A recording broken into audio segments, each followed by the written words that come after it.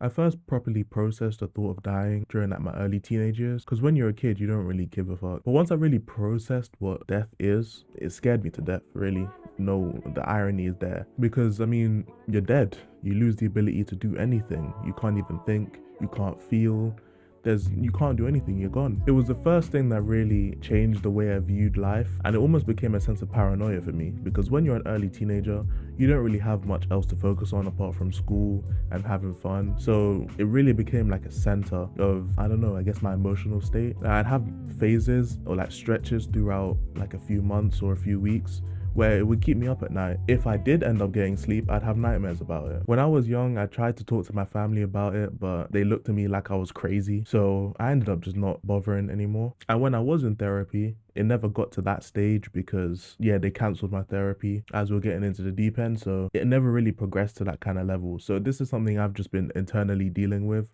maybe for the last, I guess, like for about 5, 6 years of my life. Nevertheless, being in some near death situations actually kind of helped me a bit. It kept me grounded because it was as close as I'd ever get to being on the brink of my ultimate fear. I've never really kept it a secret that I want to succeed purely for my family. Like, I don't really care about myself. And it's this kind of mindset that really kept me going. The idea that I need to grow up, do well, be able to take care of my family, all that type of jazz. And with my mindset changing in the last maybe few months to a year, just living life and getting to this part of my life where, I'm 21, gonna be 22, I'm in the middle of trying to get myself in order. It made me realize that I'm never really gonna get the type of validation that I think I want, or the type of that I think I would quote unquote deserve, if I even deserve any. But what I mean by that is that the type of validation you would think you would need in order to give your life up purely for other people, I don't think you would get in this world, whether it's from family, whether it's from friends, whether it's for your job, whether it's for anything like that. That's not me complaining, that's just me realizing the pit I was falling into. It took a while for me to realize that everything I did for validation, when really I should be doing it for my own self-esteem. But really the hump I had to get over, the little barrier I had to get over in order to come out with this mindset, is me realizing how insignificant I am to the world, like no cap. And that's probably a very unhealthy kind of way to look at it. And trust me, I'm not saying you guys should do this, or I'm not recommending this type of treatment or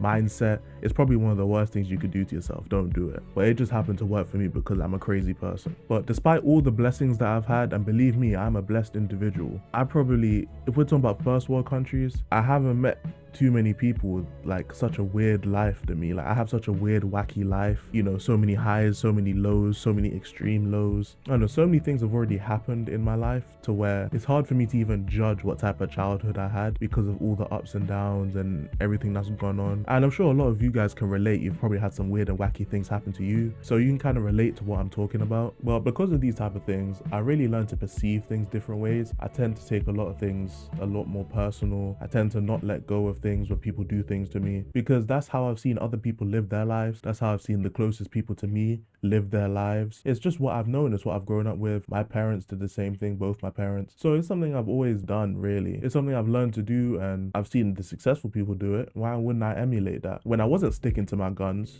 when I wasn't taking things personally, when I wasn't, standing up for myself, I was just getting treated like just something you could just walk over. People just walking over me. And I know it comes off as very stubborn, and in some ways it is. It comes off as a lot of things, honestly. And you watching a video who may be completely opposite to me, you may be wondering, what is wrong with this guy? Believe me, there's a lot wrong with me. I just think that looking at life this way, it helps me, like I said before, feel more grounded. It helps me enjoy the time that I have had.